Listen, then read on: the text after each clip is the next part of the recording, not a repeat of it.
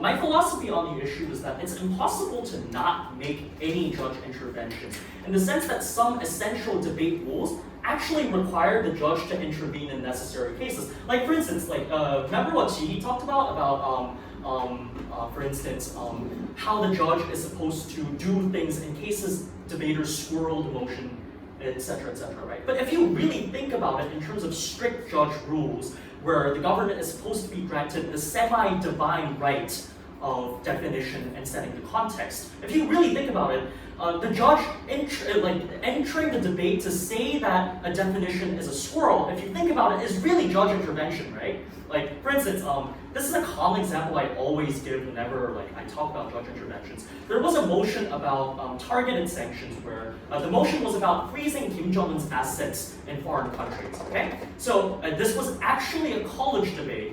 I had a government tell me that they want to model this case as if they're going to actually refrigerate Kim Jong-un's assets and physically freeze the assets so that he can't use them.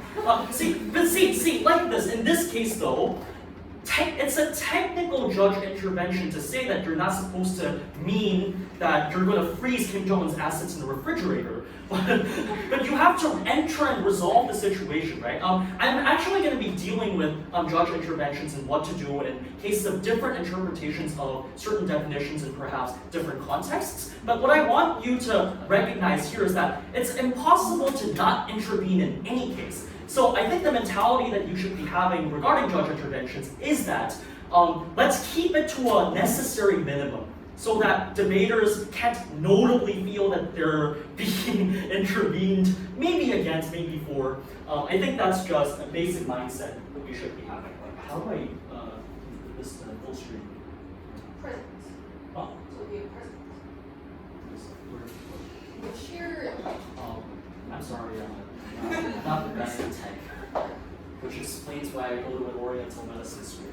Okay, sure. So, KIDA Edge workshop. As I said before, I don't think it's really that advanced. I think it deals more with how you're supposed to apply what Chi said in real practice. We're going to be practicing or perhaps seeing OAs for different motions in different contexts and see why certain OAs might not be the most desirable OAs in certain situations, okay? So this is what I'm going to generally cover. Mind you, if this was a real advanced judge lecture, I'd be talking about world comparisons and trade-offs, which I guess I've been hearing too much feedback from people like Opal that it's not something that people can understand right away. So I'll be covering first off how to understand fiats. I think Chi did talk about it briefly. I'm going to delve in a bit deeper with how you're supposed to apply the concept of fiats in debates. Second, the types of judge interventions. Here, I'm going to talk about some very common biases that debaters make regarding what kind of benefits not debaters, the judges make, regarding what kind of benefits they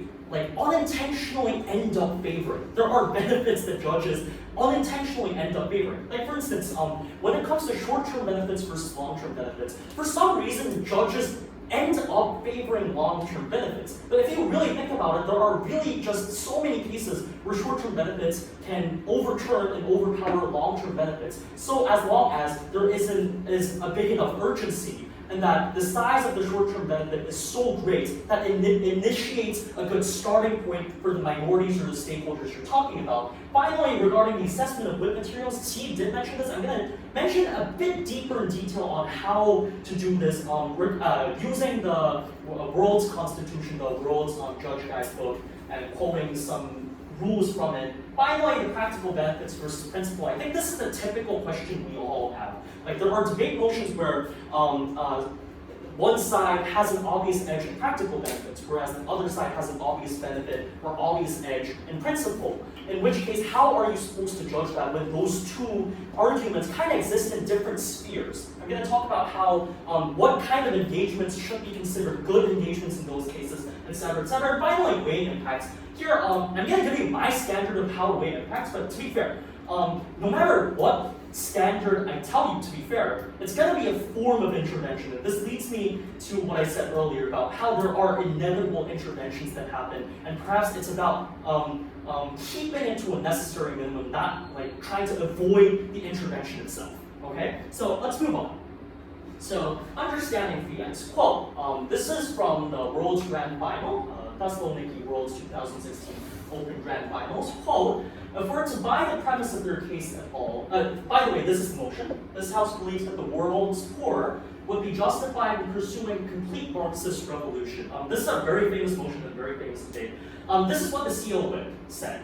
Quote, if we're to buy the premise of their case at all, they have this incredible, unique opportunity where the entirety of the world's poor are willing to cooperate in Endeavor X. But if you have this level of cooperation, exerting democratic pressure is a far more sensible way to achieve the changes you want to see. But notice the points where I bold printed the words in the letters, right? It says, so the fiat that the government side tries to exploit in this debate would probably be that in order to initiate a Marxist revolution, you would need to have a certain level of social cooperation, right? A social cooperation amongst the poor so that you can initiate a revolution in the first place, right? So the rebuttal of this whip, opposition whip against the government side is effective in that it presumes and uses the debate rule that the opposition side can assume the same amount of resources that the government side can, and uses it against them by saying, if we have this level of cooperation, and if the opposition side can use the same level of cooperation to our benefit as well, then it's just better as an alternative to exert democratic pressure instead of creating a revolution, assuming that this cooperation exists. So here I'm going to talk about what fiats mean in real practice.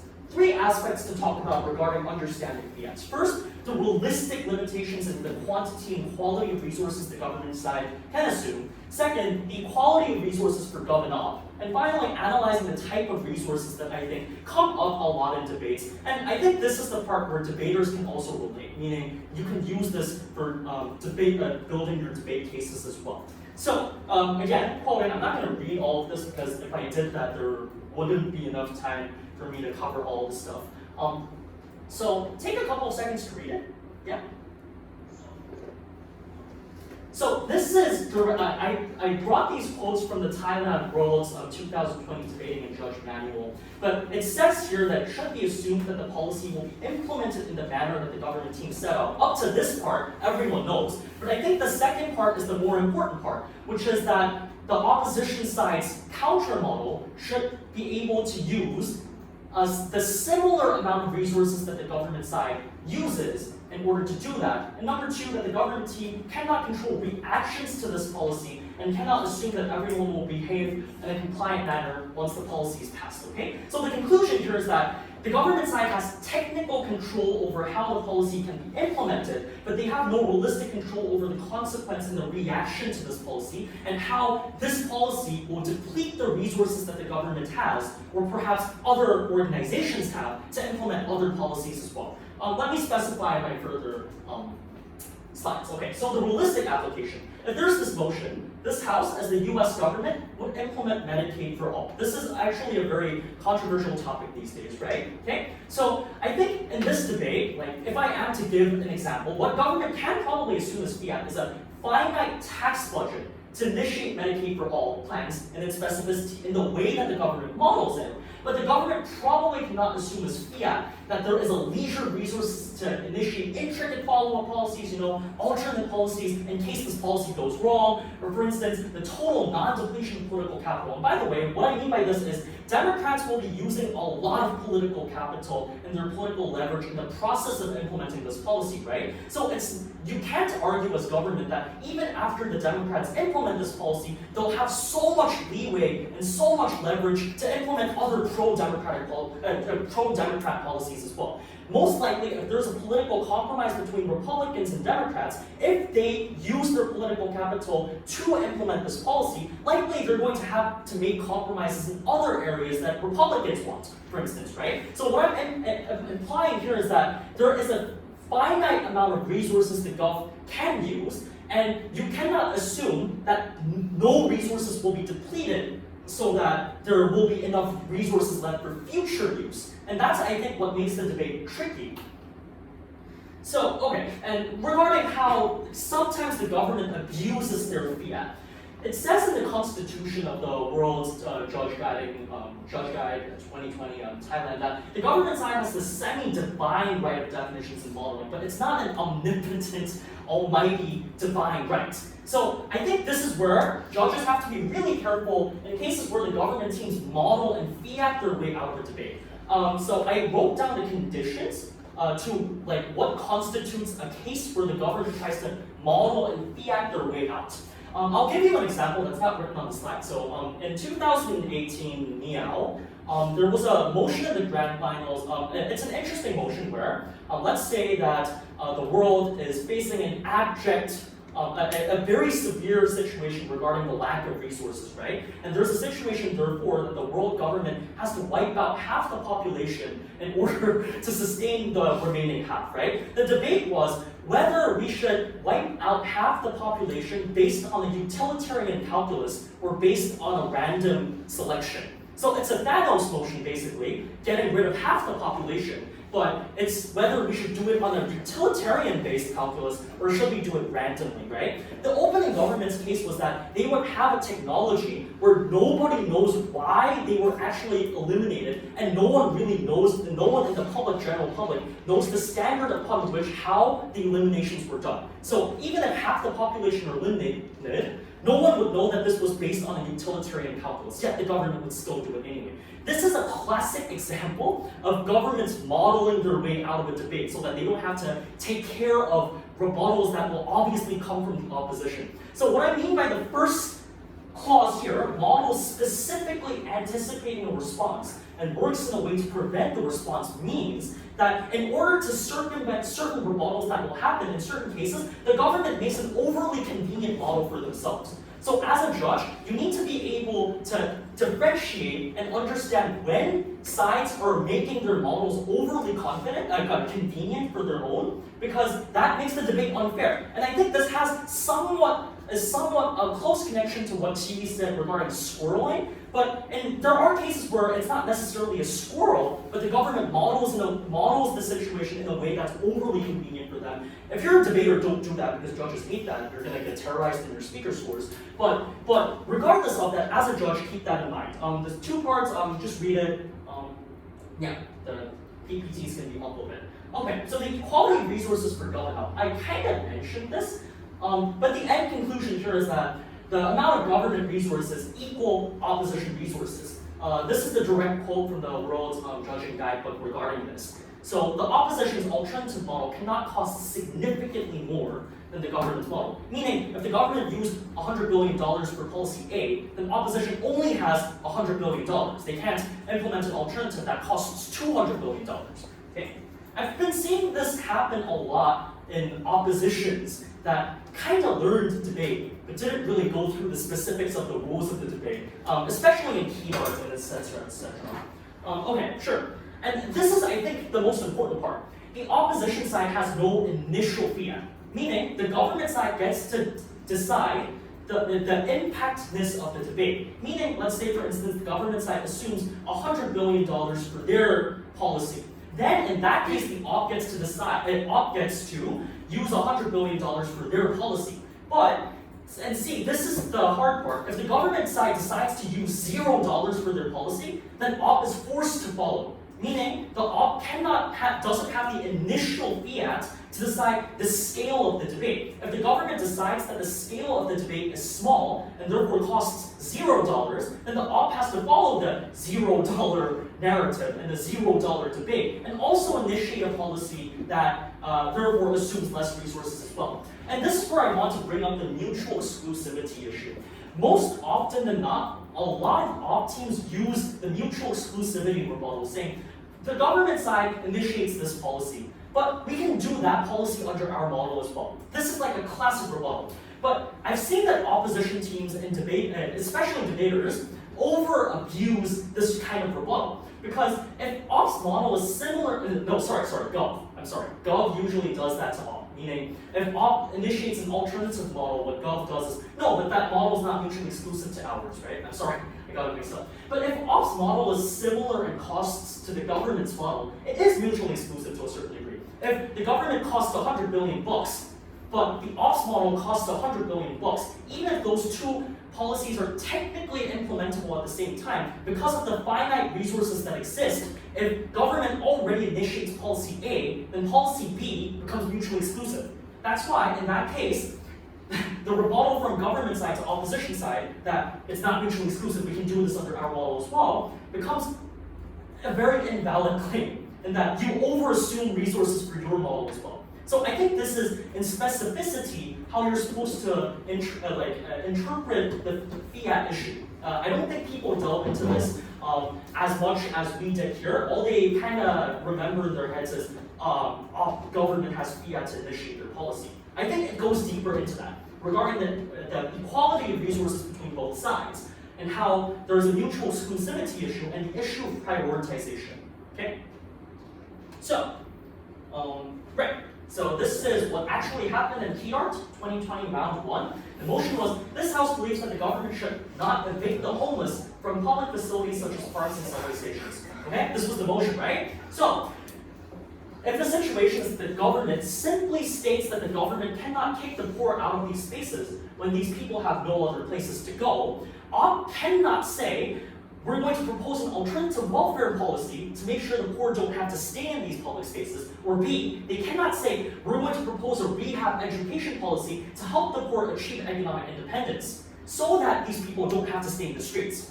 That's a good counter model as long as the government side brought a model that costed the same degree. That's why this probably doesn't make sense. If the gov didn't have a counter model like this, then it implies that they want this debate to be a low-scale debate. And that, by debate rules, is what opposition has to follow, okay? Types of resources. Okay, so this is where we're going to talk about the types of resources really generally. Just a time check. Holy shoots, okay. Right, okay, sure. So, I think they usually come down to these resources, okay? First, money and human resources. It usually has to do with tax and corporate budgets. Like, up to this part, like, it's pretty obvious, right? Tax resources and stuff like that. It commonly comes out, especially in tangible result debates. But I think I want to talk more about the untangible benefits, or perhaps the immeasurable benefits, right? Immeasurable types of resources. Namely, number one, the time. The time it takes to initiate a certain policy, or the time it takes for instance, for a minority group to receive this certain benefit, or for instance, the time it takes for natural organic progress and fundamental change. That is also considered a resource, and that is also to a certain extent very, very finite. But however, there's a way out of this for debaters, right? For instance, let's go back to the Medicaid debate, like I previously mentioned, right? I kind of mentioned back then that the Democrats don't have infinite political capital, right? But it's also possible to argue that because of the Medicaid for All policy and the public support newly generated from that policy, the Democrats can get more political capital, and therefore even if some political capital is depleted, they can create more political capital that's necessary to pass more of their policies. So it's possible to argue that these resources are not constant. These resources are not fixated in a constant state. It's possible for you to argue that they will grow as the policy is implemented and taken into consideration by the citizens. But what I'm saying is that they're at the same time not infinite. Okay? So this is the general nuance I want you to get from this issue. It's not finite, it has to be equal for both sides, and that perhaps you can argue for an increase, a gradual increase of the resources as the debate and the status quo continues. But in the short term, it's finite. Maybe in the long term, it's not. But in the short term, at least, there's a clear trade-off. Judge interventions. Okay, so this is where we're going to talk about like the kind of common biases that exist. Okay, so these are guidelines that I set, kind of mentioned by T. Don't set specific burdens for certain teams. And right, just a second. Okay, so I'll talk about these as I go along. Okay, I really don't have that much time, but like read through this. Okay. Second, I think the second part is very important. It's very wrong for a judge to overinterpret certain intentions and nuances of arguments. I think Chi said it like this: you shouldn't make linkages for the debaters. I think that's a very essential part. You know what? I'll talk about this in the latter part because like I can't go through all of this. So judging interventions, setting specific burdens. Okay. So remember how he talked about how you should avoid certain types of languages when you're trying to give aways and feedbacks, etc., etc. So try to avoid, in order to prove this, you needed to prove or provide evidences in this manner. Because it does sound to debaters that you are setting a specific burden and a pull on them.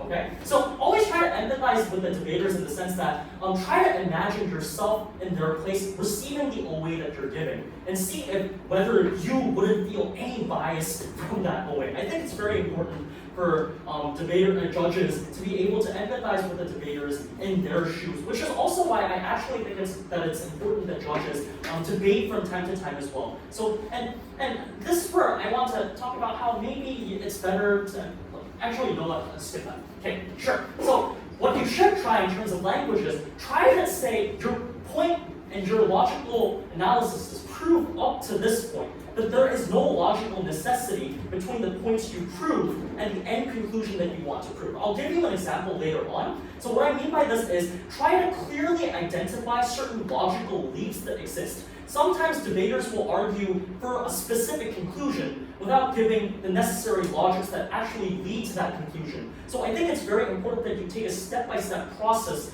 in analyzing how many logical leaps were there and what types of categorical logical leaps were there. And so that in the end game, where you compare the impact of the arguments coming from both sides, you analyze the number and the quality, the degree of the logical leaps that were made, and to decide what argument was more credible or what argument was more materializable from the judge's perspective. Okay. And about this, about how it's always better for judges to case build during prep time as well, I think that it's always better for the judge to be able to give constructive feedback to a certain extent, because the mindset and the mentality of debaters is naturally that they don't want to be judged by a judge that's not better than them at debate. To be fair, I know this is a very wrong emotion, but to a large extent, it's a natural emotion. Like, we don't want to be judged by a person that sucks more than us, right? In which case, I think it's to a large extent natural that debaters ask you for constructive feedback. And of course, it's not your duty, but the best way to do that is to try developing cases during the prep time as well, so that you're prepped to a reasonable degree. That's why I think this is always advisable. I always case prep during case prep time as well when I'm at a tournament. And that's why I think my constructive feedback generally gets positive comments, although maybe there are certain controversies regarding my judging. Okay, so setting specific burdens, a realistic application. Take a look at this motion. As a feminist, this House would welcome the development of artificial wombs. This was a motion in 2014 KIDA IB semifinals, okay? An example of a non-optimal OA, I'd say bad might be too strong a word, but, bad might be too strong a word. Let's take a read. Since this is a feminist debate, this debate should be about which side can prove that their model better provides women with the freedom of choice. Therefore, OP has a constructive burden to prove how they will ensure more social freedom for women under their model even without artificial wombs. This, to a large extent, maybe if you just look at it in first glance, might look sensible, but if you look closely into the OA itself, you're imposing onto the debaters that this should be a debate about whether, which side ensures more freedom of choice for females. And to a large extent, that's not what all feminist debates should be about. Rather, I think it's very possible for the opposition side to say, win with reasonably good backlash arguments about how the status quo can be exacerbated, because of the onslaught of this policy, right? So in this case, I think, to a large extent, don't impose specific burdens on the debaters as to say that this debate should be about something, therefore they have a burden to prove what. So set negative standards, as I mentioned, on what logics don't necessarily prove what logic, and therefore, because your logics only ended at to a large extent to this point, your logic didn't prove the end point of that logic. So get the nuance I'm trying to get at, okay?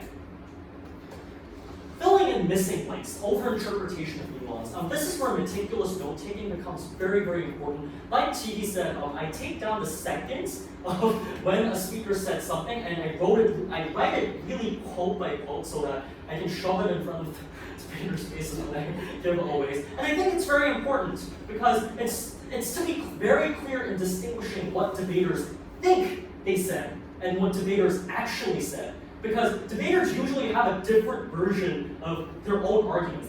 This happens to me as well. When I see the debate videos of me debating, it's different from what I remember. I don't remember saying this, but for some reason I said it in the video. So like this, like debaters are not the best at objectively seeing the round that they debated in, which is why even as a judge that has enough experience, when I debate, I'm not the best at seeing the round in which I debated, which is why they're not letting me debate in the show debates today. Notice the inherent logical leaps, and after the OA, add what they could have been added to sell the intended point better. Don't do it during the general OA. I think TV did cover this to a large extent. Okay, so let's do a little practice. Okay, the motion. This was on the monthly. This motion was made with me and Chiu and KDS. The motion is, this House believes that the Moon administration should lift greenbelt restrictions to increase housing supply as part of its 617 real estate plan. Okay, so typically the greenbelt debate is that there are restricted areas in South Korea where you're not allowed to build houses for the purpose of protecting the environment. I don't know if the same policies exist for Europe, maybe, because I know that the United States have it. So it's a classic debate about like what we should prioritize first: people's human needs versus people's future needs in regards to the environment, right? So the classical argument that the government would usually make in these debates, I'll read the OA for you.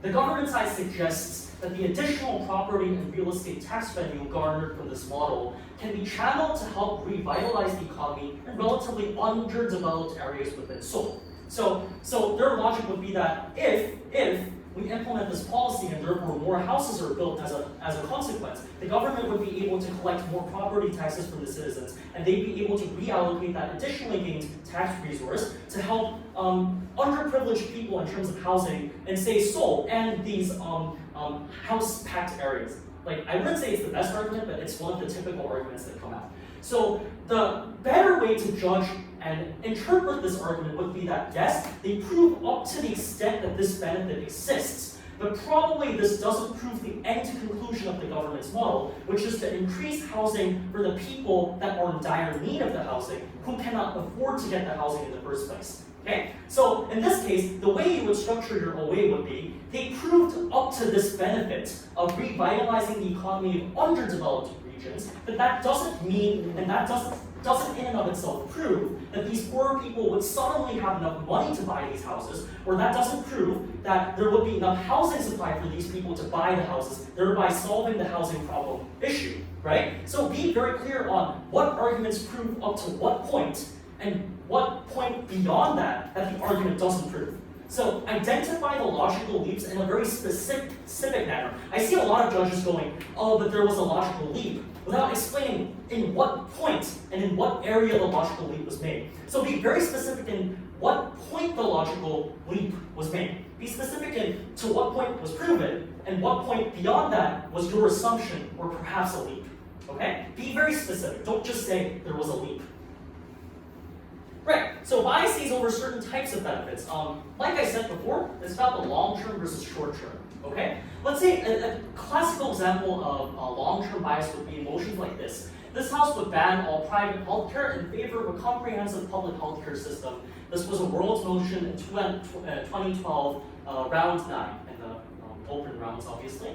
An example of a not optimal OA would be that, okay, so let's just go through the typical gov argument for this, because maybe this motion is not as obvious compared to the other motions we've been comparing. What do you think are classic gov arguments for this motion? Universalizing healthcare. Any ideas? Classic gov arguments? Maybe we're too accustomed to Korean healthcare that we can't think of good gov arguments. Okay, so the classic, I'll just do it for you guys, okay? So the classic argument is that there are people, minorities of healthcare, that simply cannot get access to the healthcare under a selective healthcare system because they don't know the legal processes to getting the healthcare. Because usually they're undereducated, or B, the government does not do its best in informing the poor about how they can receive these selective healthcare benefits. Or 3, because they have to work like hours, like without leisure time or time to rest in a sweatshop, and not necessarily a sweatshop, but in exploitative working environments where they simply don't have the time and leisure to be educated about these things, right? So a classic government argument regarding universal health care would be that these people would be able to get the benefits now because they don't need a specific legal procedure to give universal health care. It's just going to be imposed on everybody, right? So that's a classic argument. So an example of an unoptimal way would be that although the government side explains why comprehensive universal healthcare systems can benefit masses of minorities who cannot access healthcare under the current system due to inevitable blind spots of the legal system and the lack of general funding, they fail to explain how these benefits can be sustained for a long time. OP wins on the basis that they prove how selective healthcare can be maintained and thus is sustainable for a long time. Like, if you notice this OA, number one, this is very incomparative in the sense that, yes, opposition side can argue for the comparative benefit that, yes, their healthcare is sustainable relatively because they use less money. I mean, it's kind of obvious that selective healthcare costs relatively less compared to a universal, like, comprehensive healthcare, right? So OP can obviously argue that it's more sustainable, but to be fair, if you're giving OP the win on the basis that it's sustainable, then government was doomed to lose from the start because their model was inherently less sustainable compared to the opposition side to begin with, right? So in this case, this OA is bad in the sense that it's not that comparative. As in, I think the judge in this case needed to analyze the comparative benefits, the comparative degree of the benefits between the sustainability of healthcare and the wide coverage of healthcare, and compare which benefit is especially important for this round. Okay? So this is a classic example of a long-term bias in the sense that, like, the judge assumes that since the benefit can be sustained for a long time, the benefit is automatically better. So in order to get away with a sustainability judging or a sustainability away, I think what the judge has to do is to prove that the degree of the short-term benefit is similar to the degree of the long-term benefit. So that despite these benefits being similar in degree, because the long-term benefit can be sustained longer, despite the degree of the benefit being similar to the short-term degree benefit, that's why the opposition side perhaps takes the debate. You know what I'm saying? So in order to say that sustainability was a main factor for you to judge the debate, you need to prove that there was a similarity in all other standards and all other criteria of judging that benefit. I'll mention this in specificity in the latter part of my judging lecture about how to weigh impact and practical benefit arguments. But mind you that you can't be overly emphasized and too fixated upon a single criteria when there are multiple criteria that need to be proved. If you want one criteria to be the standard, then you need to prove that in all other criteria, both sides are kind of similar. That's what comparative judging actually means, I think. I hope everyone's on the same page so far. Maybe I'm not the best at explaining. You guys look all confused. Okay? Right. Or is it just too obvious that you guys are just like... Okay, so biases over certain types of benefits. The urgency bias. And this is, I think, kind of the polar opposite of the long-term benefit bias. Take a read of this motion. The motion was from 2015 World's Open Finals. This house believes that humanitarian organizations should, erase the should and part, should be allowed to give funding, resources, or services to legal armed groups when this is made a condition for access to vulnerable civilians. Well, this motion was made when ISIS was going out strong, right? So the situation was that ISIS was holding a bunch of civilians as captives, and they're asking the Western nations fighting against them for resources, holding these civilians as captives. So the trade-off situation here was that if you give resources to these ISIS groups under the purpose of maybe some of the resources going to the civilians, you end up supporting ISIS, and therefore you end up strengthening their military power in the process, right? Because it's not like ISIS, we can reasonably trust ISIS to give all the resources to the civilians. Most likely they'll take a large portion of the resources and give a very little amount to the civilians in the end, right? So what would be typical arguments from both Gov and OP? Gov would typically argue, yeah, sure, we know that ISIS would rip off a majority of the resources, but at least some resources go to the civilians, and at least the civilians don't starve. And maybe that's a responsibility of a Western liberalized state. and perhaps the global body as a whole, to uphold humanitarian values, even at the worst case scenario, right? But the ops case, in contrast to that, would probably be in line that you're supporting terrorist groups, you're giving them resources so that they can feed their militants, and because of that, you escalate the level of violence and future casualties later on, right? That would be the classic op argument, right? So in this case, an unoptimal way would be that although the op side manages to explain why funding illegal armed groups may lead to escalated levels of violence and casualties in the war on terrorism, etc., they fail to explain how they can guarantee protection for civilians kept hostage by these militants. Galt wins on the basis that they manage to save at least a certain number of these citizens whom they have categorized as innocent in context and doomed by birth lottery. See, the problem with this logic is that, number one, it's impossible literally for the opposition side to guarantee that these civilians will be saved, right? If you're choosing not to comply with the demands of the terrorists. Most likely, in a lot of cases, terrorists will impose certain consequences of these people. Of course, it's possible for the op to argue that since holding these civilians hostage is to a large extent a bargaining chip that they can use against Western nations, and therefore they wouldn't be incentivized to overly harshly treat these civilians. Although it's possible for op to argue that, it's impossible for the op to really guarantee safety for these citizens if you think about it. So if you say that, if you give government the win based on the idea that this is an urgent situation and therefore in this case short-term benefits should automatically be prioritized, then you're being in fate, unfair for the opposition side in this sense. And interestingly, I think we have this urgency bias regarding the short-term benefit, especially when it comes to debates about lives and humanitarian issues. So in this case as well, I'm saying we need to be ultimately comparative,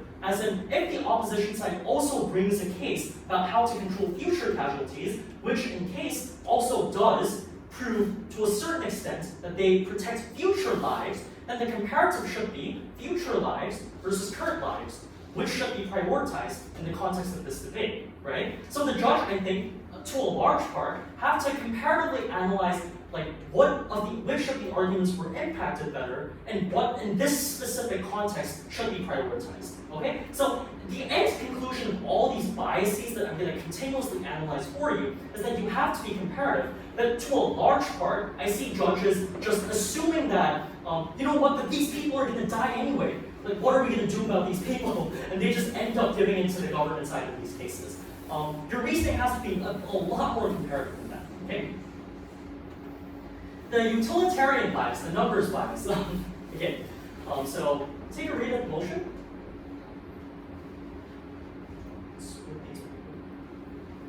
So it's about biases over certain types of benefits, right? So take a look. So this was a round 4 motion in ICUT 2018. By the way, have you guys ever heard of ICUT? So it's a tournament in Japan that everyone in KIDA used to love going. We've definitely all been to ICUT. It's just that the coronavirus incident happened, and that's why this year we couldn't go. So since we have, I guess, a leisure of time actually, let's just briefly consider arguments for this case. What do you think would be the best case for Jang, or the typical case for Jang? Try not to look at this part, just look at the motion, and try to guess an intuitive Jang case. What would be a very classic Jang case? This house would allow individuals from developing countries to volunteer for experimental drug tests. It's not really voluntary. Well, that's what probably. Oh, wait a second. That's what Gall argues, that it's not in spirit truly voluntary, but contract-wise it is. That's probably the voluntary here. Probably means contract-wise. I mean, they signed the paper. So what would be a classic argument? The classic argument would be that if we are able to test drugs on these people, then likely we'll get better drug tests because we're able to practice this drug and try this drug on more humans. Therefore, we get better drugs. And the end result of getting better drugs would be more people being saved, consequently, in the future. The classic argument, right?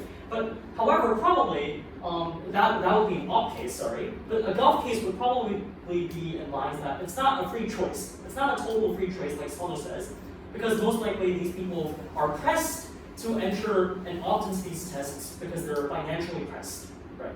So that would be an argument, right? So taking these things into mind, let's look at the OA regarding that debate, okay?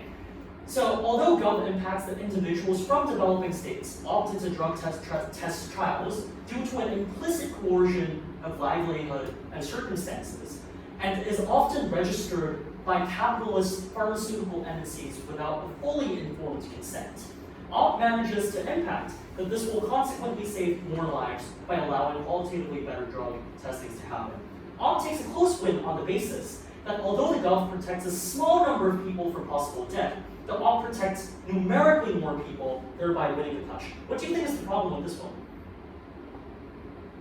At first glance, like, it looks pretty okay, but in essence, again, it's uncomparative in the sense that more lives saved don't necessarily and always mean optimal consequences. There are motions that explicitly require a side to defend more lives being sacrificed. An example motion of this would be, this is a real classic, it's been on so many tournaments, I can't name them all. This house would kill one to save many. And these kind of motions, one side is destined to save more people, and the other side is destined to save less people. The implication behind the existence of this motion is that it's not always the case that more people saved is necessarily the most optimal utilitarian result. And there's a philosophical debate about this ongoing in the philosophical communities as well, right? Even if we take the most basic philosophy class, like we all heard the trolley car example from Justice, right? Like 5 people, 1 fat man being pushed off the rails. Probably, maybe some people think it's optimal, but like there are a lot of counter arguments to this. Like for instance, in a society where people always fear that they might be sacrificed for utilitarian compromises, wouldn't that make that society a very unsafe society in terms of the perception that people have? In the sense that no one knows when they might be sacrificed for the greater good. Doesn't that in and of itself create less protection for the general populace in general? Because protection has a lot to do with the perception that people has about protection, not necessarily the number of people dying as well. I think those two should be holistically judged. So like this, I'm saying that more lives saved don't necessarily mean an optimal consequence. But most judges, like after they hear all the speeches from the debaters, go, oh, you know what? In the end, they saved more lives. I don't think ops benefit was tangible enough. Therefore, they win. Like there are so many cases like this that I'm warning you guys that this shouldn't happen. That it needs to be comparative. Because obviously, op will bring a principal case, right? They will bring a principal case that this is unjust. I'll talk about how to compare practical arguments and moral philosophy arguments later on. Okay. Right. So practical versus principle. I'm going to mention it really briefly here, right? So although this house regrets the popularization of feminism. Do you get the implication behind that motion? So popularization, as in a lot more people engaging in feminist movements, a lot more people understanding and complying with feminist values, and perhaps there are side consequences as well. For instance, the feminist movement trying to disassociate themselves from radical groups in order to make them more applicable and more attractable to the modern audience. I think that also comes with popularization of feminism as well. So like this, in that kind of motion.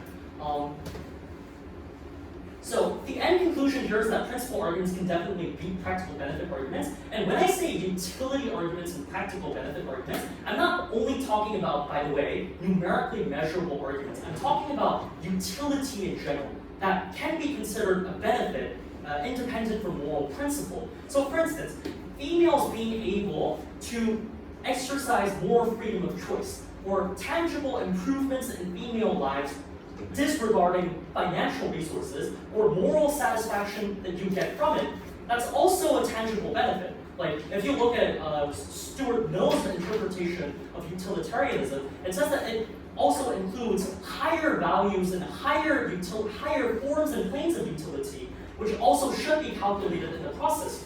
of calculating utility, right? So like this, there are untangible benefits that are also utilitarian and practical as well. Like tangibility and practicalness don't necessarily sync with each other on a normal basis. I'll talk about this later. Okay. Okay, and this is where I want to be really clear because this is where most debaters kind of assume the most about themselves. Okay, this is about the vulnerability bias and the power bias. Okay, so take a read of the motion. This House believes that race should be a mitigating factor in sentencing. ICUT 2018 round 4. Okay. So and this happens a lot with debaters. Usually debaters come up to the podium and say, we are going to identify the most vulnerable stakeholder in this debate, and this debate should be about which side protects the most vulnerable stakeholder and how they can mechanize it the best. No, that's not what minorities debate are necessarily about. And I think this is where the confusion happens, because to a large extent, because debate communities are liberal biased, that they try to assume that minorities are the first priority in the debate without actually explaining in logical detail why minorities should be prioritized in this specific case. Because there are cases where that force sides to be conservative as well, like this motion, right? This House believes that race should be a mitigating factor in sentencing. Opposition would have to argue somewhere in lines of reverse discrimination and backlashes that happen against the minority community, right? In which case, if you say that they don't protect minorities, then probably there's a sync issue here. Of course, there are some oppositions that make a very clever case, where they prove that this model proves very counterproductive for the minorities in the sense that because of the backlash, the quality of their lives actually decrease. And this is a very typical case in KIDA, I think. The opposition for minority debates in KIDA usually make cases in regards to that this motion is counterproductive and actually harms minorities tangibly. But it's perfectly okay, actually, for a debater to make a principled conservative argument that this is reverse discrimination. It's not wrong. It's just that most KIDA judges don't accept it, right? In which case, I think it's very important that you have a very solid, not a solid standard perhaps, but you should be expecting from the debaters a logical linkage to prove why minorities in this specific debate should be prioritized, right? Just because they're vulnerable, why is that the end conclusion? Why does vulnerability necessarily mean that they should be prioritized? Now, if there are some logics in mind like this, for instance, it's because they are vulnerable that they should be prioritized. But because of the principle of equality, we think that we should also, to a large extent, ensure the equality of results as well. And perhaps if these people are the most vulnerable and the equality of results is what we need to achieve at the end of the day, perhaps prioritization over them complies with the equality principle of our Constitution. Like this, I'm not saying that this is a perfect explanation, but you need an explanation and a logical link in between to prove why vulnerable groups are prioritized. And this actually happens the reverse way around as well. But in corporation debates, debaters and judges automatically assume that corporations are corrupt individuals, corrupt entities that abuse power, lobby political officials so that they make policies for them, and always evade taxes in the process, right? I think you need to be a lot more specific in analyzing debaters especially. You need to be seeing from debaters how they analyze specifically what kind of abuses of power and monopolies exist that happen because of these corporations being selfish. You need to be very specific in those aspects, I think. Okay? So, in the sense that you can't just assume and come up and say, no, you know what, corporations are vicious. Therefore, I think because these people are vulnerable minorities, they should be protected. That shouldn't be taken as a given. Rather, to a large extent, you need to be able to prove what forms of abuse they do and how that directly contributes to minorities being discriminated, because there are some abuses that corporations do that are not necessarily even connected to minorities. For instance, tax evasion. I know you can indirectly connect it to minorities being harmed, but in directness, it's not as direct as you would like to see. There are abuses that are much more direct. For instance, corporations discriminating in the process of selecting employees, for instance. There are much more direct kinds of abuses that happen on behalf of these powerful institutions. You need to be very specific as debaters both and as judges. Again, So I'm going to talk about this later, slightly. This is a very classic debate. This house supports the right of individuals to die with dignity, euthanasia, right? It's easy for judges to have a life bias. I'm trying to say that. But it doesn't just pertain to the life bias. I think to a large extent, there are other biases that judges have regarding values as well.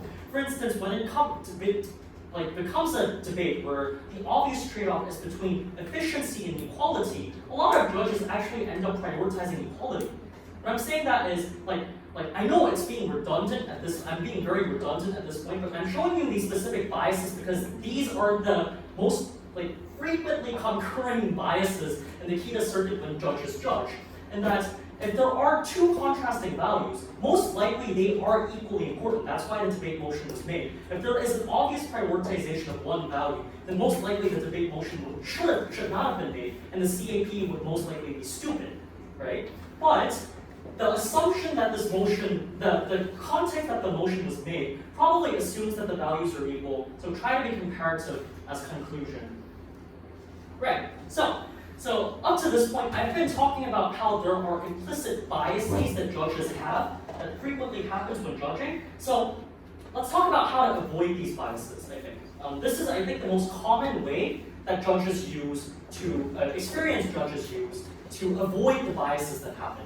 It's to set the achievement or of value or benefit X that both sides seem to implicitly or explicitly ultimately aim for as the main standard of judging the debate, okay? So there are cases where, for instance, in a minority debate, the debate ends up becoming about which side ultimately makes lives better for minorities because opposition fears the backlash of making a conservative case. So they make a case where, that talks about how the policy is counterproductive to the lives of minorities, right? And the government side typically makes the case for minorities, right? In which case, the agreed upon standard and the agreed upon ultimate goal of both sides in the end is to create a better living environment for minorities, right? Then the judging standard should be which side better benefits minorities consequently in the end. That's when you can get one solid metric to judge which side did a better job of proving the end conclusion, thereby winning the debate. Okay? But see, and so let's go back to the life debate, the euthanasia debate. Okay? So it's typical. The side that argues for allowing euthanasia argues for freedom of choice, right? And the side that argues against euthanasia would argue for the value of life, right? So a better way would be government mainly argues that the freedom of choice is what allows individuals to access better happiness, whereas mainly op argues that life is what allows individuals to access happiness by granting individuals to experience things that may invoke happiness. So in this case, both sides are impacting their moral values on the basis that is a tool for achieving better happiness, right? So therefore, then the judge can implement as a standard of judging the debate that the side that achieves better happiness for this terminally ill patient wins the debate, because the ultimate goal of both sides in the end, in that case, is to achieve better happiness. Did you get what I'm saying? But like this, and this is the tricky part, you have to be very clear if you want to use this method. You have to be very, very clear that both sides are aiming for the same ultimate goal. Most often than not, judges try to forcibly find a common goal when there is no common goal in the debate to begin with. Let me give you an example. Let's go back to the minority debate. Let's say that this situation actually happened, where one side is arguing for minority rights as government, pursuing affirmative action, etc., and the opposition side argues that it's a reverse discrimination. Then opposition side's ultimate goal is not to make the lives of minorities better. It's to achieve relative justice and equality in society that they perceive as right? So in in this case, the judge shouldn't be, the common goal of both sides is to make minority lives better. No, because that's not op's main goal. Op's main goal is to maintain and create a fairer environment that they perceive as fair, right? In which case, if there is a contrast and a clash between the ultimate goals of both sides, then what you should do is assess the level of engagement and assess the degree of the development that both arguments were made. But if there is a common goal, most conveniently in the debate, then use that common goal as a metric. That's what I'm trying to get at here.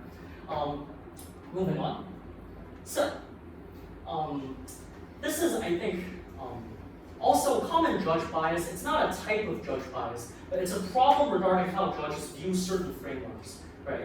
So the essence of the point I'm trying to make regarding this, the unequal benefit of the doubt, is that if the level of development is same enough or similar to a certain extent, assume the same amount of probability for both case scenarios provided by each of the sides. So both sides are going to provide vastly different frameworks. I'm going to give you an example right away. So these frameworks are going to be vastly contrasting to each other. If the development and the logical supplements for both of the frameworks are equal to a large extent, then you have to assume to a large extent that the probability of those scenarios or frameworks happening is to a large part equal. So these are classic clashes between frameworks, okay, regarding how like most motions are done in KIDA. First is the possibility of malicious abuse versus possibility of ordering the spirit. These kind of clashing frameworks usually happen in corporation debates, right? So in the case of malicious abuse, the government side, usually arguing for a liberal policy, would go, corporations have been abusing the current system for such a long time, therefore we need a change, we need to regulate these corporations. Whereas the opposition side would argue, no, corporations have been doing a good job of complying with regulations of the status quo, and they're making natural organic changes. So for instance, if the debate was about environmental regulations, the government would argue, no, corporations have been for far too long polluting the environment, we have global warming, everything's screwed up. Opposition's framework is no, but corporations are making positive changes. They're investing in green energy, they're trying to, for instance, fund green organizations, and they're pressured by consumerism, which takes green narratives into account, right? So these are two contrasting narratives on the nature of corporations, whether they are capable of natural organic change, or whether they are malicious individuals that abuse because they're profit seekers, right? If the development is the same for both sides, you need to give them the same benefit of the doubt. The corporations might be profit seekers, selfish bitches, or they might at the same time be compliable. They might be negotiable. In a lot of cases, judges and debaters often go, oh, no, I've seen so many examples of corporations being corrupt. Like, no, you shouldn't do that. If the development is the same, then the probability of the frameworks being true are exactly the same. Likewise, I think the same issue happens with minority movement debates as well. Possibility of artificial change versus possibility of natural organic change. Here, usually, the same thing happens as well. Government side argues for, hey, since natural organic change is so slow, because these minority groups are being oppressed by society, they've been oppressed by society for far too long, whereas there has been no fundamental change up to this point. We need a drastic change to create social controversy and a tangible change that these people can feel. We cannot wait for that organic change. And that the public being too slow and negligent in the change process shows that they are incapable of natural change. Whereas opposition side will come up and bring bunch loads of arguments, and examples of what changes have been made. They will talk about the Me Too movement. They'll talk about mirroring movements, stuff like that, right? In which case, as a judge, you need to be equally willing to believe that, yes, these people might not be as open to change, but there have been some compromises made. There are clashing characteristics and clashing identifications of a certain group, be it voter groups, and and common examples of clashing characterizations would be the middle ground voters. This is the most common argument that debaters use. We're not going to try to change the most conservative voters. We're not going to try to change the most liberal voters. We're trying to change the people in the middle ground. They think that this is some sort of new argument. It's not, in the sense that every policies are essentially for and targeted against middle ground people, in which case there are clashing comparatives for both. Either they are capable of change, either they're not. You have to be willing to believe both scenarios very equally. That's what I'm trying to say. Just read through the other three examples: top-down change versus bottom-to-top change. It's essentially very similar to organic change versus artificial injection, counterproductivity versus possibility of effectiveness as well. Let me move on. Okay, so let's do a realistic debate. I kind of pre-mentioned this as I was explaining, but let's do an exercise of clashing characterizations and clashing frameworks, right? So let's say that the motion is, this House would force fossil fuel companies to pay for government projects necessary to fight the effects of global warming. Okay, let's say that there's this motion, okay? So, let's take time to do this one. Like, can you guys think of arguments for both gov and not?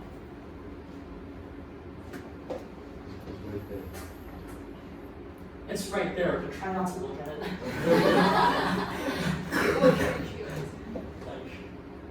I just didn't feel like making a separate slide.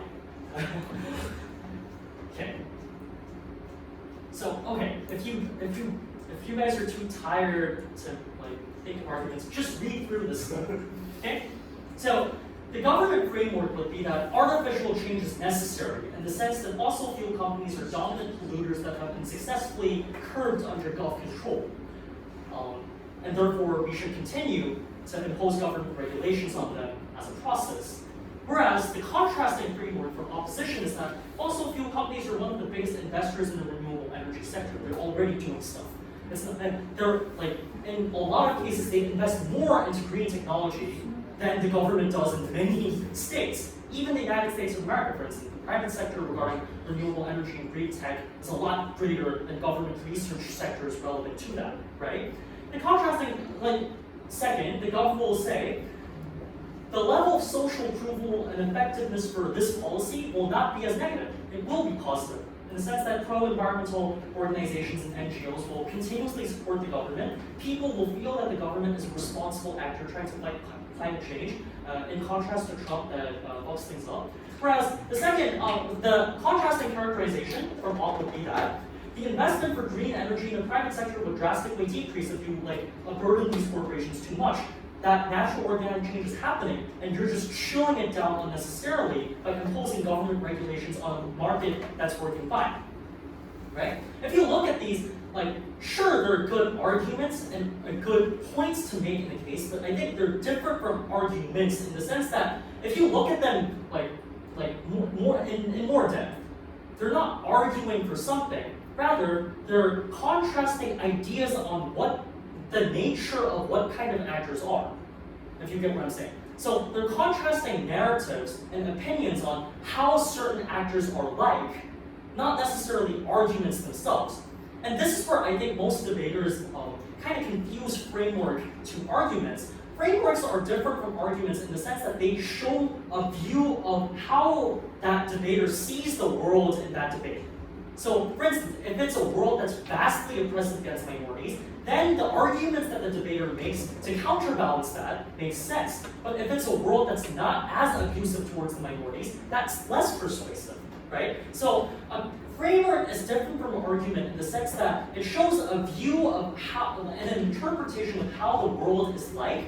And that's what I'm trying to stress here. As a judge, there will be many versions of worlds. I'm not going to go into this deeply because then that would be going into the world comparison part, which Bobo and everybody agreed is not something I should be lecturing on. but keep this into mind that there are it's a multiverse. Remember how Doctor Strange goes in Infinity War and was I've been going through 1,000,000/14 possibilities. And this is the only scenario in which the Avengers get to defeat Thanos. Like this.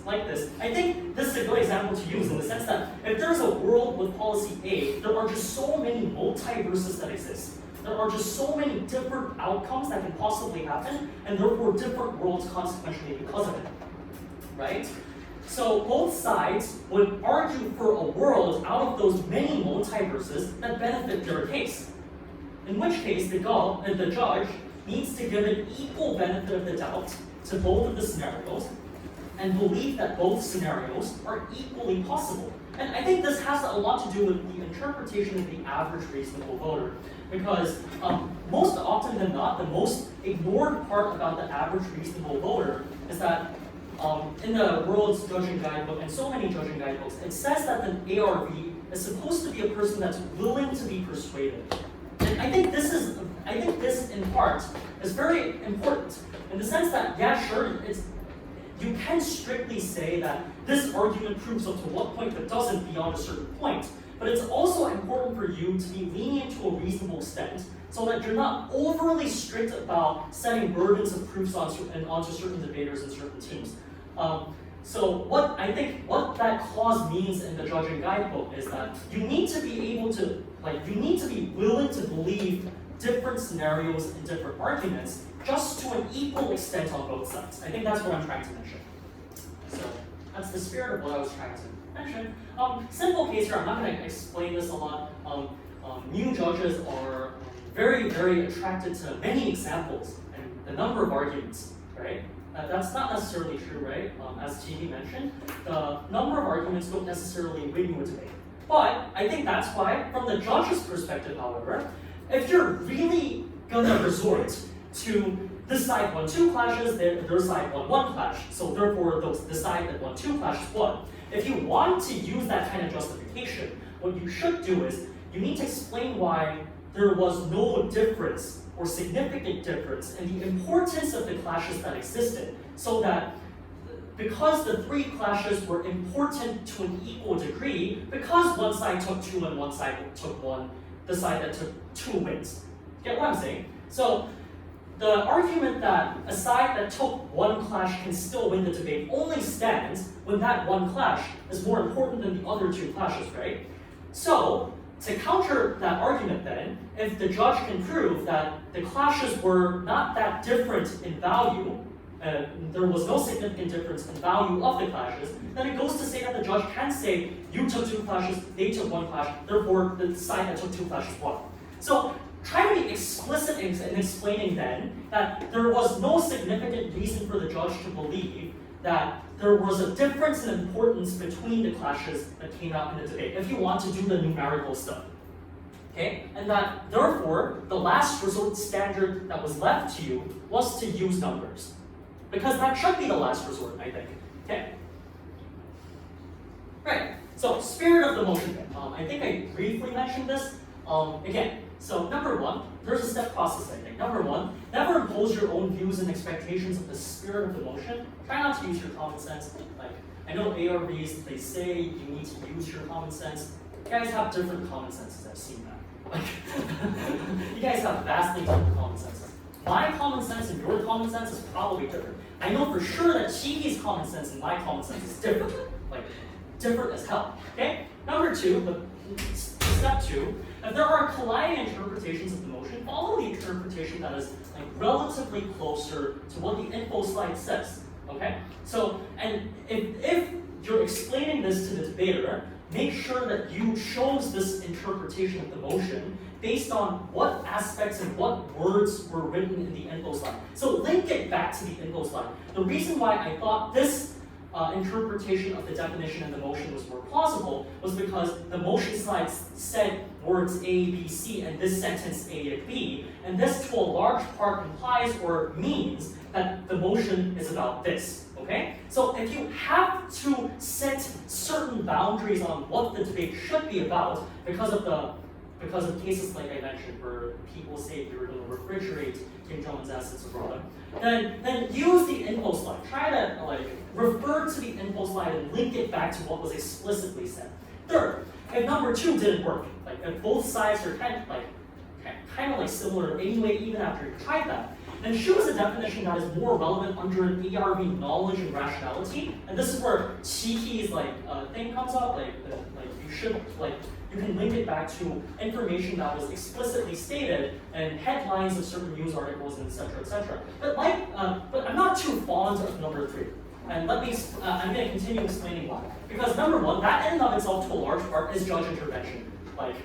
You're imposing what you believe is ARV knowledge onto the debaters, right? I don't think that's the most neutral judging you can do. So yeah, sure. The number 3 process is important, but number 1, try to explain how the contextual relevance of an interpretation is lesser than the other. So, for instance, do an even if case, where, assuming that your definition is correct, probably this solution is not the best for you to win the debate anyway, etc., etc. If you get what I'm trying to say. Okay? Identify the inevitable internal collisions that occur when the interpretation is true. There are cases where if a side's benefit or if the side's definition of the motion is true, then there are internal contradictions that naturally happen because of that interpretation. So, if that happens, then identify that and tell them that, look, even if I give the benefit of the doubt to both sides' definitions and interpretations of what the debate should be about, probably your definition doesn't benefit your side anyway. Because under that definition, there are internal collisions that naturally happen between your arguments and the definition that you propose. So try that. It doesn't happen in all debates, but let me move on to the fourth process, because I think the fourth process is relatively more important. If number 3 didn't work, okay?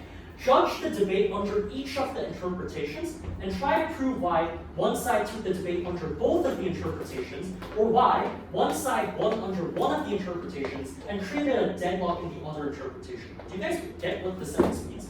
So let's say that there are 2 definitions, right? Under one definition, one side wins, but under the other definition, the other side wins.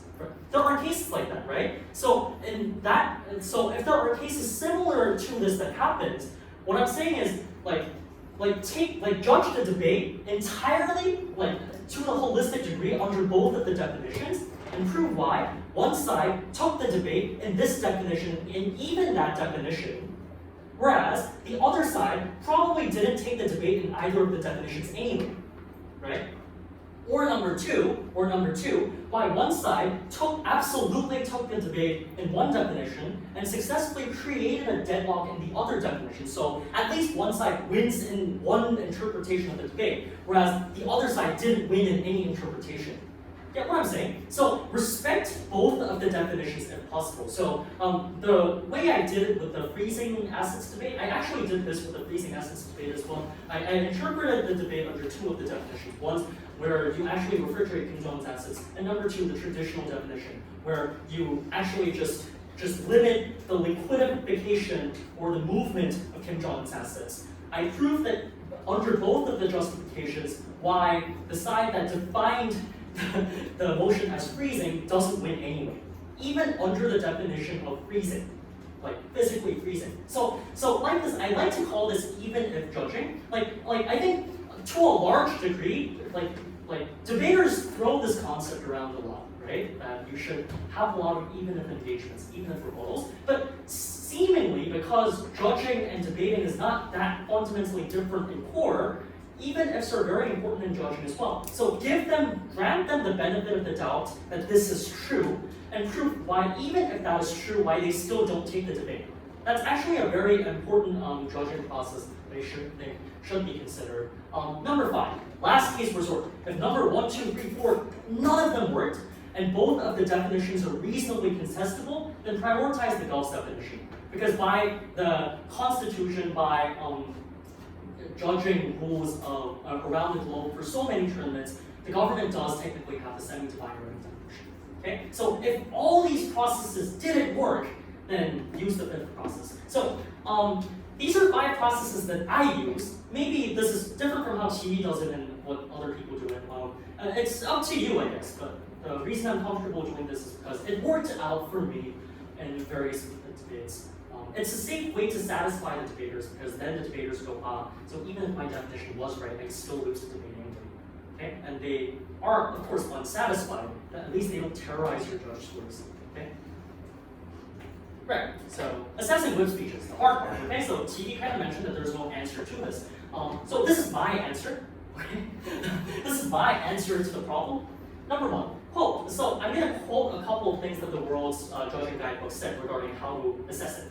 Number 1, quote 1. The following things do not count as new arguments in this sense and are permissible for whips to engage in. So up to number 1 to number 5, kind of what TV said, right? Kind of read through. But number 6, I think, is the most important part.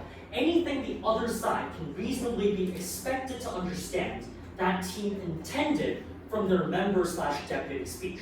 So what this clause means is, let's say for instance that a deputy speaker comes up to the podium and mentions the 3rd argument, explains it for about 30 seconds, and then leaves the podium. The whip speaker comes to the podium and starts redeveloping the entire argument, but says, this is what my deputy speaker said. He explained it for 30 seconds. This is not new material. My deputy said it. In this case, this clause exists to prevent those scenarios where if there was an insufficient explanation of the original argument and the original premise of the original argument by the deputy speaker, even if it's to a certain degree correlated, like the whip speaker cannot redevelop the entire case for them. Okay, so let me explain a bit more in detail regarding this. Yeah, sure. This is what I want to add as side notes. Totally new consequences of a certain policy, or totally new justifications of a certain policy, or new moral perspectives are definitely new materials, even if to a large part they might be somewhat correlated. So just take this into account, okay? Right. So the way I do this is first check the level of direct contradiction. Does the new point directly engage with or collide against the material of the opposition team? In that case, it's most probably a rebuttal, safe and sound. You can consider it and credit it, but not as a constructive argument. I think up to that part, most of the judges, and you guys can mostly do. I think that's not the part we have a problem with. Number two, is there a significant enough correlation? Kind of what T explained, I'm gonna skip that because like as T said, right? So number three, and this is I think the most important part regarding the sixth rule and the clause I mentioned. Considering the probability of preemption, the degree of previous development. What I mean by that is, if you're a DLO, and wait a second. Let's say that you're a DLO, and you come up to the podium and explain your argument, a third argument, for about 30 to 40 seconds. Then you can't, from a reasonable perspective, expect the whip to conceive that as a really important argument, and therefore something you must engage to in order to win the debate, right? Get what I'm saying? So, in the sense, the argument needs to be developed enough so that the judge can reasonably see to a large extent that, hey, the other side would have also conceived this as a reasonably important argument and an argument that should have been engaged in order for them to win. Get what I'm saying? So the judge needs to be able to empathize from the point of the other side that the other side would have been able to consider this a major enough argument that deserves time devotion of rebuttal. That's what I'm trying to say. So, if you really need the explicit standard, my explicit standard is 40 seconds, okay? 45 to 40 seconds of development. But guess what? Judges have different explicit standards here as well. The point is, it's not the issue of just the degree of correlation. It also has to do with the degree of the development as well. It needs to be developed enough to a certain extent to be perceived as an argument that should be engaged upon. Like for instance, let's say that your golf whip DLO says that, then golf whip needs to be able to reasonably see that argument and go, that's important enough for me to engage to. I think I need to engage and defeat that argument in order to win the debate. The judge should be able to expect that the government whip would be able to think like that. If the judge's expectation would be that the government whip wouldn't be able to think like that, then it's just new material, guys. Okay? So my standard, as I said, 45 seconds. Not gonna be something that I impose. And number four is actually very important. Were any POIs accepted by the whip in question during the whip speech? Although many people think this is a petty rule in Worlds and UADC, it's not. Because if the whip gave an opportunity to answer a POI, then there was a chance to engage, right? So assumingly, if you were back to that. Actually, no. You guys get the point, right? So basically, if the whip didn't give any chances to engage by not accepting any POIs, then that should be a significant negative factor, and that then therefore the material could never have been engaged to begin with. Therefore, that side doesn't deserve penalization for not engaging, right? So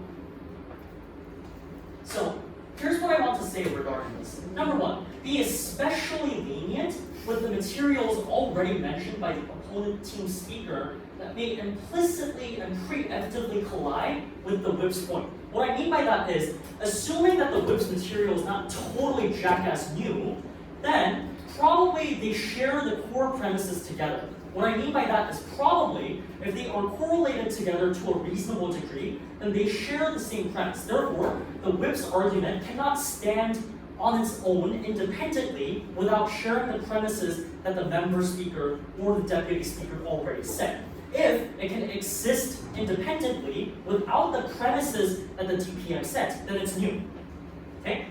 That's why I think there was a clause about totally new consequences, totally new moral values, etc., right? So in that case though, if the core material was already set by the deputy speaker, then most probably there were rebuttals against that core argument already in the deputy stages, or in the government whip stage at least, and not the opposition whip stage, right? In which case, be very careful in trying to see whether these arguments preemptively do engage to a certain extent to the new material brought up by whip. Okay? As in, if they share enough core values and core premises, then there probably will be preemptive materials by the DLO. If you guys get what I mean. Like, don't make linkages, but explain how the opposition team's previous material engages with or breaks down the premise already. In which case, if they didn't do any of that, if there was a very good chance for the opponent team to engage to the core premise of that argument, then you can credit the whip's material and that it was their choice and they did have the opportunity to engage, it's just that they didn't, right? And again, as I said before, it's always better to explain why even without the whip's material, an outcome holds true for the debate.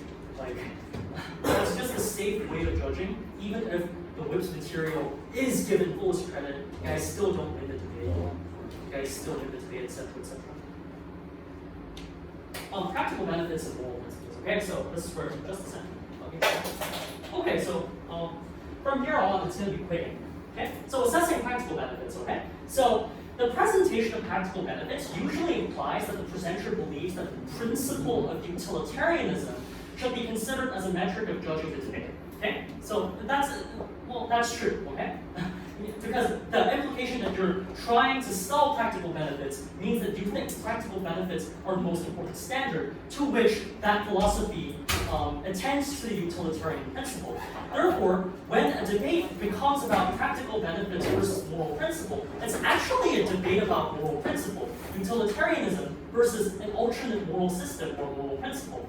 So, from the standpoint of the side that sells a principal benefit, and actually a very effective engagement against the side that loads practical benefit arguments is to prove why, in the context of this debate, utilitarianism is a bad standard to judge the debate. Why principles matter more instead of the utilitarian principle. And when I mean utilitarian principle, it also means moral benefits as well, and the satisfaction gained from moral benefits. So for instance, making lives for minorities better in that you make them feel better, that's also, although numerically uncalculatable, is also a utilitarian benefit. So, right, so let me give you an example of an engagement that perhaps is directly clashing against why utilitarianism is not a good standard to judge the debate upon, and even if that's the case, why it hurts your side. Okay, so this was Creative Debate Open 2014 semifinals. You guys look very exhausted or very bored. Okay, sure. So just read through it. You guys look too exhausted anyway. These PPT slides will be uploaded. Okay. So the essence is that even if you apply utilitarian standards for that particular motion, it ignores the indigenous people's self-determination, which deteriorates the perception that these people have for these utilities anyway. So even if you implement a utilitarian standard for this debate, likely it's a contradiction that it goes against the utility standards of these people that you're trying to protect. So it's a counterproductive standard, therefore utilitarian standards should not be implemented for this debate. Okay, weighing impact. I'll go through this really quick. Okay, this is my way of judging impacts. And to be fair, like I can't teach you this in the practical sense, because no matter what I teach you, if you impose this for every debate, it's going to be an intervention. Why? Because there will be different standards and criteria for you to judge impact in any debate, right? But this is what I usually do when I impact and compare the impact of arguments, or weigh the impact of arguments, when the debaters don't give me a standard of what criteria to be used. Because more often than not, debaters won't give you a criteria to weigh the impacts of the arguments. And these, I think, are the most widely accepted criteria that people use in order to judge and weigh the impacts of practical arguments, of course. Like you can't use these to judge moral arguments. So, like I said, size. I think size is constituted by the variety of the benefits done, the type and the size of the population it affects, the degree of the benefit or the harm per capita or individual. So for instance, if it's a welfare motion, actually I'll give you an example later in the next slide. So what I do is, if you multiply, of course you can't numerically multiply, but it's the same way you would calculate an opportunity cost in economics, right? So you multiply the variables that exist, which in turn consequentially creates the result, the end result of the quantity or the quality of the benefit. So like this, I think the most important factor is probability in a lot of cases. We'll mention later. So let's try it. So let's say that this was the motion. Okay, this House believes that South Korea should develop nuclear power as a major alternative to fossil fuels. Okay, assuming that this motion exists, right? Let's say that one of the sides explained as the harms of this model as foreign dependency for uranium and consequent instability in supply. Let's say that that was a harm that was made. Okay, so let's analyze the impact of this harm, right? Size. For instance, it affects the entire nation once there is an instability issue. It affects the energy stability of the entire nation. So perhaps the size of the population effects is great. Number two, probably per capita, yeah. It hurts, it especially hurts minorities, economic minorities that depend on cheap energy. Therefore, there's a specific subset in a variety of population groups that this motion influences. And perhaps three, energy deficiency hurts almost every industry in the nation regarding economics. So the scope. So add up the size, multiply the size, multiply continuity.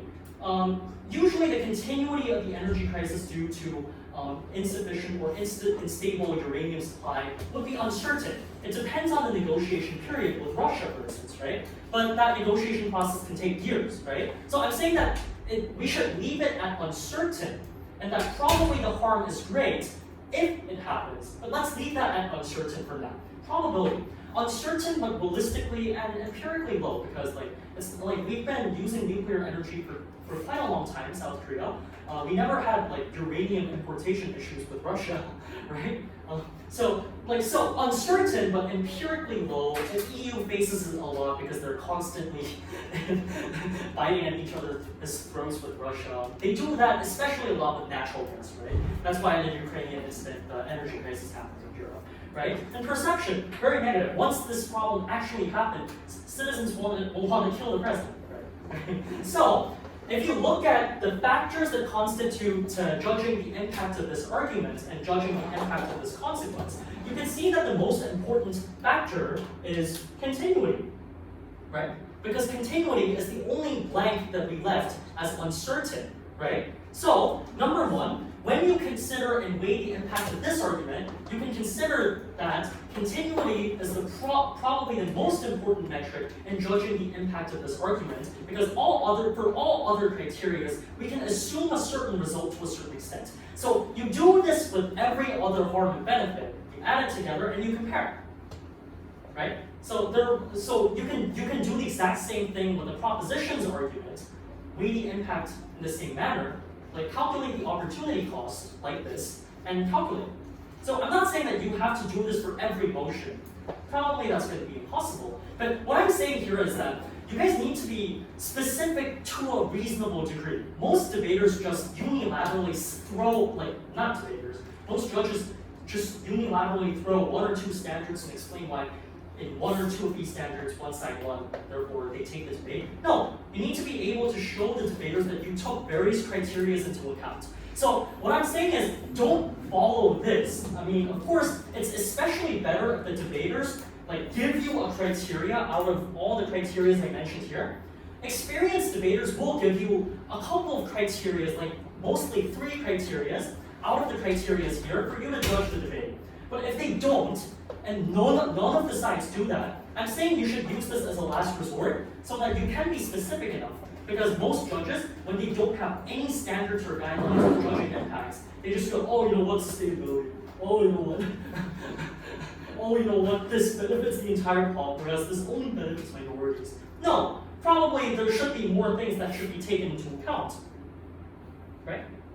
So, closing remarks, don't be too fixated on a particular OA structure. But if you don't have any OA structure, by the way, just stick with the classic whip structure, analyze clashes, tell which side took what of the clashes. I never did that, by the way, which is probably why I didn't grade an SRT at the beginning stages of my judging. I don't organize debate into clashes, and the reason for that is because not all debates have clashes. A lot of debates go parallel.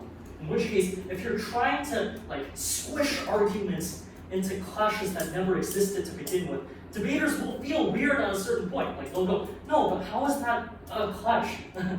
And they'll see that the judge is inexperienced because they know that they'll be able to feel that the judge has to rely on the structure in order to explain the away. So what I'm saying is, don't be too fixated. If there is no standard and if there is no method currently for you to use right now, then use the clash standard, but try to develop your own method in the end.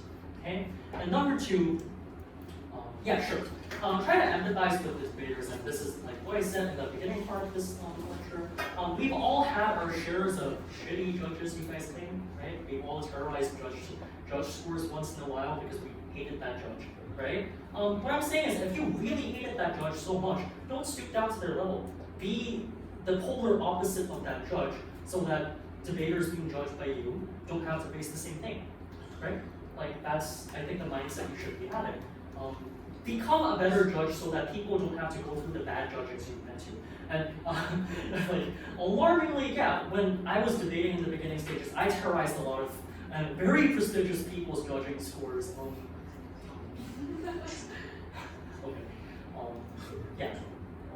And even when they were the most prestigious judges, I learned from what ticks me off from their ways. And I try to avoid that when I do POAs. I think that's what you guys should do as well. I hope the lecture wasn't so boring, and yeah, so that's So we're going to have lunch from 1 to 2. Please don't be late because we have a time